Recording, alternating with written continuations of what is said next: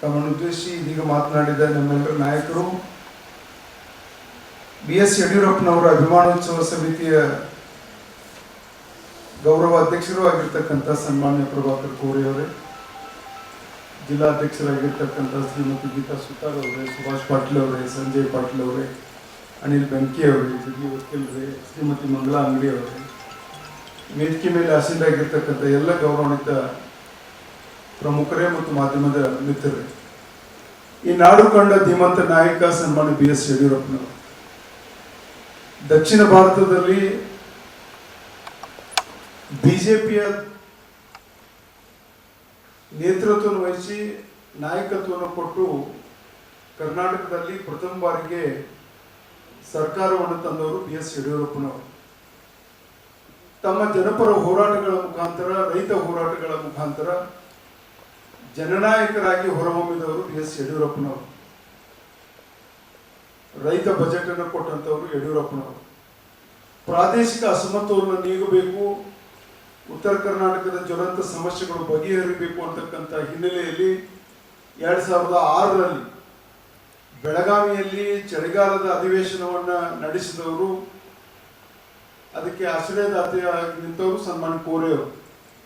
ಅಂತ ಒಂದು ನಾಯಕತ್ವವನ್ನು ಕೊಟ್ಟು ಬೆಳಗಾವಿಯ ಸತತವಾಗಿ ಚಳಿಗಾಲದ ಅಧಿವೇಶನ ನಡೀಲಿಕ್ಕೆ ಮತ್ತು ಸುವರ್ಣಸೌಧ ನಿರ್ಮಾಣಕ್ಕೆ ಕಾರಣಕರ್ತರು ಸನ್ಮಾನ್ಯ BS ಯಡಿಯೂರಪ್ಪನವರು.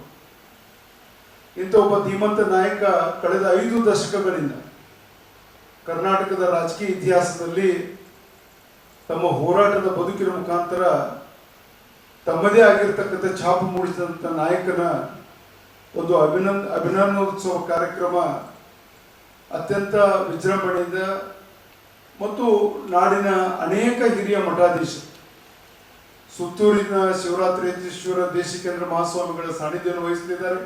ಅದರ ಜೊತೆಗೆ ಪಂಚಪೀಠಾಧೀಶ್ವರರು, ರಂಭಾಪುರಿ ಪೂಜ್ಯರನ್ನೊಳಗೊಂಡು ಪಂಚಪೀಠಾಧೀಶ್ವರರು ಸಾನ್ನಿಧ್ಯವನ್ನು ವಹಿಸಲಿದ್ದಾರೆ. ಕನಕ ಪೀಠದ ಗುರುಗಳು, ಬೋವಿ ಪೀಠದ ಗುರುಗಳು, ಹೀಗೆ ಎಲ್ಲಾ ವರ್ಗದ ಎಲ್ಲಾ ಜಾತಿ ಜನಾಂಗದ ಮಠಾಧೀಶರು ಸಹಿತ ಈ ಕಾರ್ಯಕ್ರಮದಲ್ಲಿ ಸಾನ್ನಿಧ್ಯವನ್ನು ವಹಿಸಿ ಸನ್ಮಾನ್ಯ ಯಡಿಯೂರಪ್ಪನವರಿಗೆ ಆಶೀರ್ವಾದವನ್ನ ಮಾಡಲಿದ್ದಾರೆ.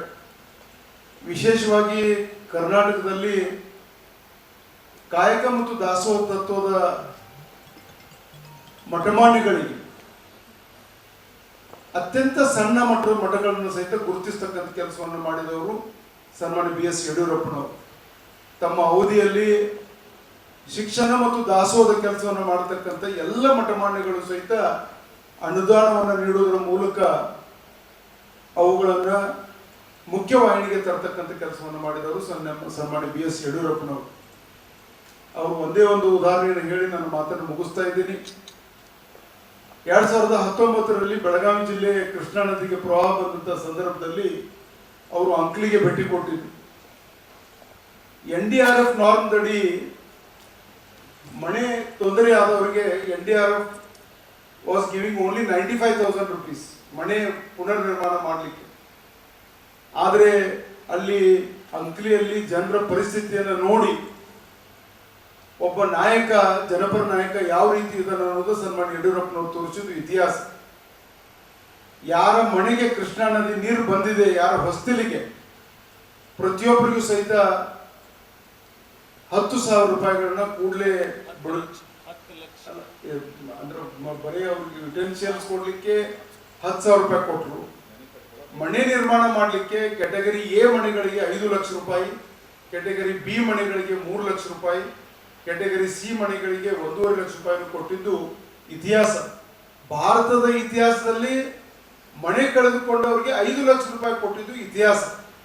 ಹೀಗೆ ಬೆಳಗಾವಿ ಜಿಲ್ಲೆ, ಬಾಗಲಕೋಟೆ, ವಿಜಯಪುರ ಈ ಜಿಲ್ಲೆಗಳಲ್ಲಿ ಸುಮಾರು 30,000 ಹೊಸ ಮನೆಗಳು ನಿರ್ಮಾಣ ಆಗಿದ್ದು ಇದು ಯಡಿಯೂರಪ್ಪನವರಿಂದ ಮಾತ್ರ ಸಾಧ್ಯ. ಹೀಗೆ ಬದುಕಿನುದ್ದಕ್ಕೂ ಜನಪರ ಕಾಳಜಿ ಉಳ್ಳ ನಾಯಕ ಸನ್ಮಾನ್ಯ ಯಡಿಯೂರಪ್ಪನವರು. ಅವರ ಈ ಒಂದು ಅಭಿಮಾನೋತ್ಸವ ಇದು ಮುಂದಿನ ಜನಾಂಗಕ್ಕೆ, ಮುಂದಿನ ಯುವಕರಿಗೆ ಒಬ್ಬ ನಾಯಕ ಯಾವ ರೀತಿ ಇರಬಹುದು ಅಂತಕ್ಕಂಥ ಆದರ್ಶವನ್ನು ಇಟ್ಕೊಂಡು ರಾಜಕಾರಣ ಇರಬಹುದು, ಸಮಾಜಕಾರಣ ಇರಬಹುದು, ಅವರು ಮಾರ್ಗದರ್ಶನ ಮಾಡಬೇಕು. ಅವರ ನೇತೃತ್ವ ಇಡೀ ರಾಜ್ಯಕ್ಕೆ ಒಂದು ಆದರ್ಶ ಆಗಬೇಕು ಅಂತಕ್ಕಂಥ ಹಿನ್ನೆಲೆಯಲ್ಲಿ ಮುಂದಿನ ನಾಯಕತ್ವಕ್ಕೆ ಒಂದು ಮಾರ್ಗದರ್ಶನ ಆಗ್ತಕ್ಕಂಥ ರೀತಿಯಲ್ಲಿ ಈ ಒಂದು ಅಭಿಮಾನೋತ್ಸವವನ್ನು ಆಚರಣೆ ಮಾಡಲಾಗ್ತಾ ಇದೆ.